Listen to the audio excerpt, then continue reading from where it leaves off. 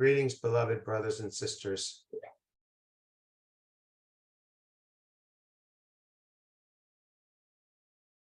I wish to speak to you today about self-worth.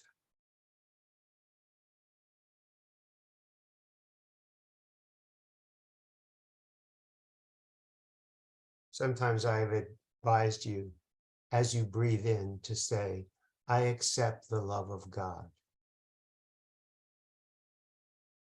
To just allow yourself to breathe the love of God into you. And I realize that this is difficult for some people if they don't think they're worthy of the love of God.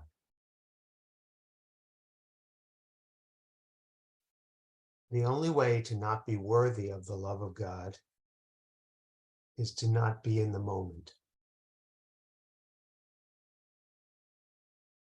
Worthiness, from the mind's point of view, will often revert to memories of the past where you were less than perfect according to your own ideal,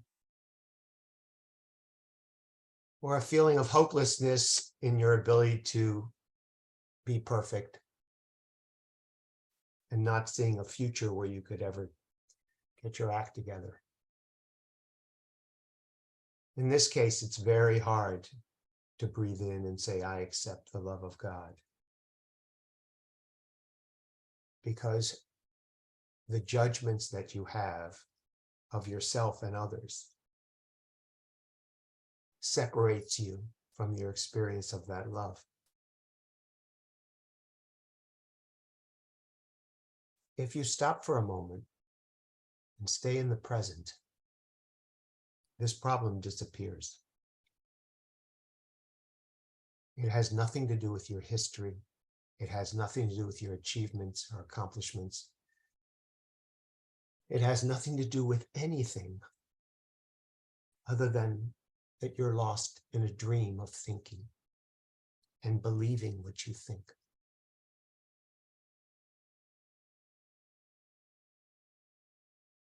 Your worthiness is outside of the realm of behaviors and activities.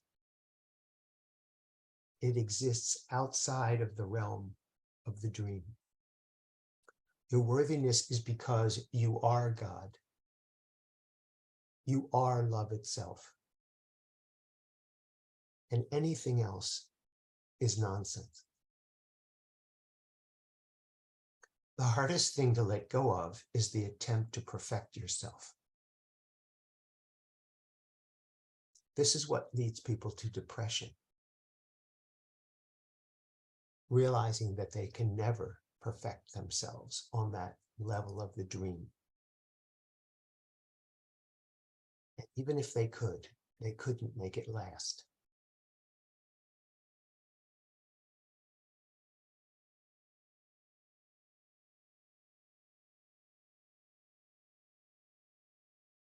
So what can you do? First of all, let yourself realize how ridiculous it is to impose a thought of your idea of perfection onto the world in which you live.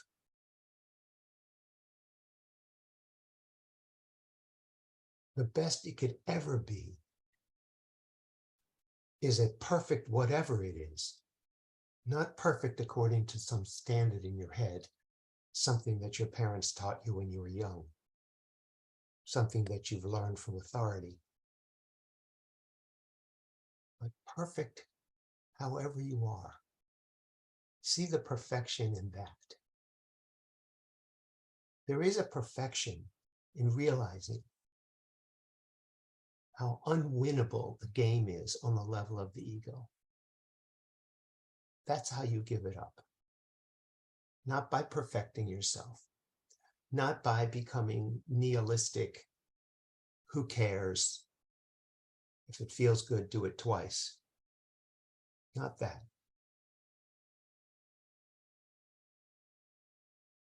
But by realizing the utter futility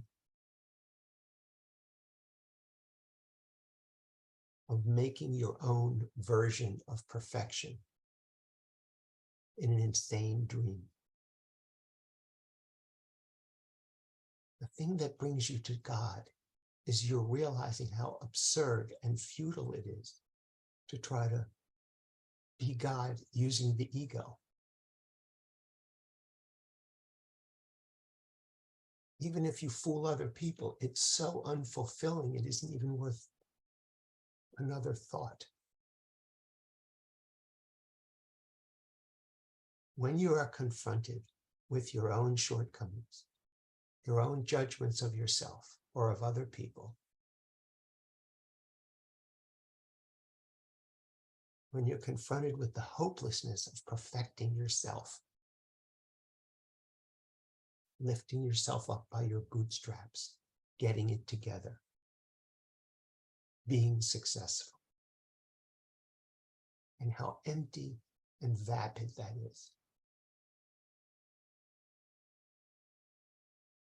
And in the present moment, take a deep breath and say, I accept the love of God. It's the only game in town.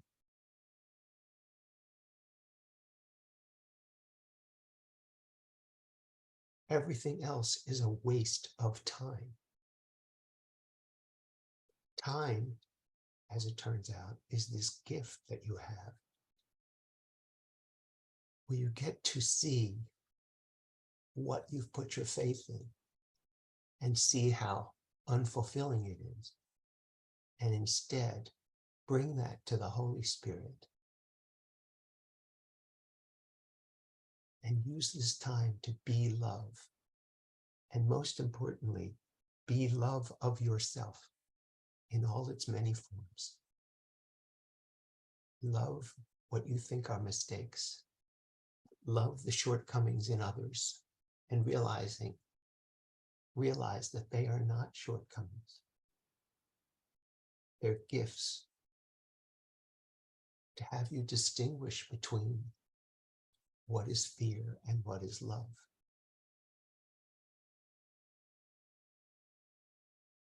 Accept wherever you are, in whatever state you are in. And recognize that in the moment, there is nothing to perfect. In the moment, there's nothing to fix. Release all of your schemes and your ideas, because they're all based on an erroneous assumption that you're not okay the way you are. And things need to be different before you can be happy. Breathe in and say, I accept the love of God. It can only be done in the moment. And in the moment, there are no problems. There are no solutions. There is only love.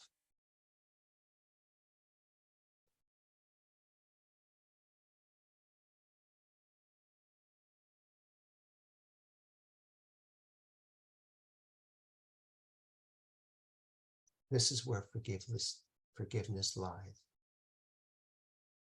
In the recognition that in the moment, there's nothing to forgive. You are not what you think. You are much more than that.